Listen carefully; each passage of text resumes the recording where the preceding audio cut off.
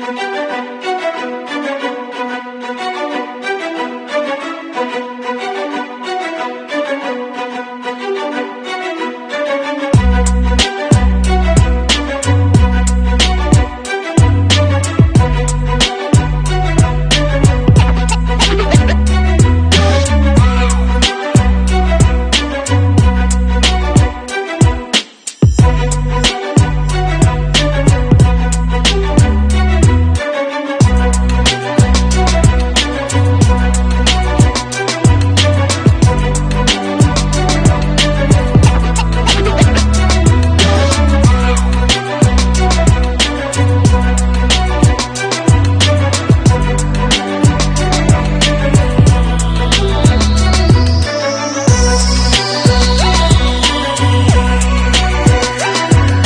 Phoenix Suns are back in the NBA Finals facing off against the Milwaukee Bucks. The last time the Suns were in the NBA Finals was in 1993 with Sir Charles Barkley playing for the Suns against Michael Jordan and the Chicago Bulls. The Bulls beat the Suns 4-2 to win the title, but after nearly 30 years, the Suns are back and seek to win their first championship. The atmosphere was electrifying, and even one dedicated Suns fan was determined to see his team in the finals. We haven't been in the finals 28 years. I've only been alive for 24 years, so sounds like a once-in-a-lifetime opportunity to me, so I'm going to make it happen. Suns at 4, let's get it. Lots of Suns fans arrived at the arena in an Uber. Donovan Haycoop, a lifelong Suns fan, was no different, but for him, it wasn't because he wanted to save money on parking. He honestly didn't have any other form of transportation. As soon as we beat the Clippers, I put my car on the market. You heard that right. He literally sold his car to buy Suns tickets. Here we go. What did your parents say when you told them you were going to sell your car to go to the Suns game? They loved it. Really?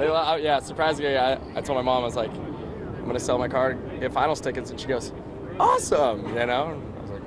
And I was like, okay. The car sold for $2,500. That was enough for 2 tickets to Game 1, and Donovan says they were worth every penny. It's insane. Let's go! It's unlike an experience I've ever been in before. But the whole selling his car thing aside, Donovan, who's been going to Suns games for as long as he can remember, says he's just proud of this team and how far they've come. Thanks for giving us a reason to come out here and sell our cars.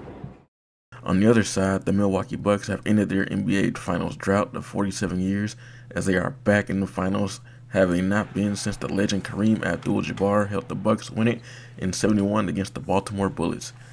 For the Suns, it's Chris Paul's first NBA Finals as well as the Bucks' Giannis Antetokounmpo. Game 1 went to Phoenix as Chris Paul led the way in scoring 32 points with 9 assists, and Devin Booker finished with 27 points. For Milwaukee, it was Chris Middleton leading the way with 29 points, and Giannis Antetokounmpo finished with 20 points and 17 rebounds. Game 2 is set for Thursday at Phoenix Suns Arena at 8 p.m. While the NBA Finals are heating up and should be the biggest story, it's the off-the-court issues with ESPN's Rachel Nichols questioning the move by ESPN to sideline her because she is white in favor of Maria Taylor, who is black, due to the ongoing racial tension in America. Here's the story. The biggest story of the NBA Finals is off the court and on TV as a candid and cringy recording roils ESPN. The New York Times revealing the tape of host Rachel Nichols, who is white, griping to a friend that the network gave a coveted job to a black reporter, Maria Taylor, instead of her. I wish Maria Taylor all the success in the world. She covers football, she covers basketball. If you need her to give her more things to do because you're feeling pressure about your crappy long-time record on diversity, which by the way I myself know personally from the female side of it, go for it. Just, find it somewhere else. You're not going to find it with me and taking my thing away.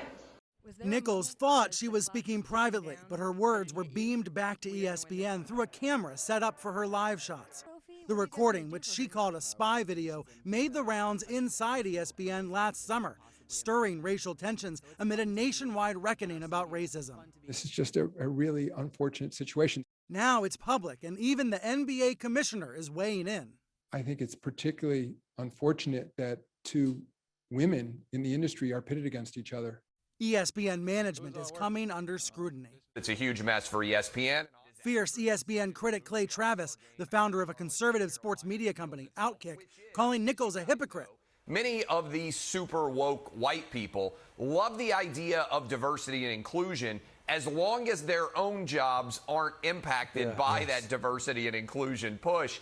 Others are pointing out that this tape leaked right as Taylor's contract is about to expire, possibly giving her more leverage. She's not commenting, but the Times quoted her email to executives last summer, citing complaints about racial insensitivity. She said simply being a front-facing black woman at this company has taken its toll, physically and mentally. Nichols is apologizing for disappointing those I hurt, particularly Maria Taylor, and saying she's grateful to be on the team. ESPN pulled her from sideline duties and appointed Malika Andrews, who is black. And it was Taylor who introduced Andrews on Tuesday night. And now it's my pleasure to welcome in Malika Andrews, who will be on the sideline for the first time in an NBA Finals game in her career. Now, as onlookers speculate about Nichols and Taylor's futures at ESPN, the NBA commissioner is speaking out against cancel culture. People recognize that people make mistakes, that careers shouldn't be erased, by a single comment. ESPN has some explaining to do. For THC Sports, this is the Honest Texan.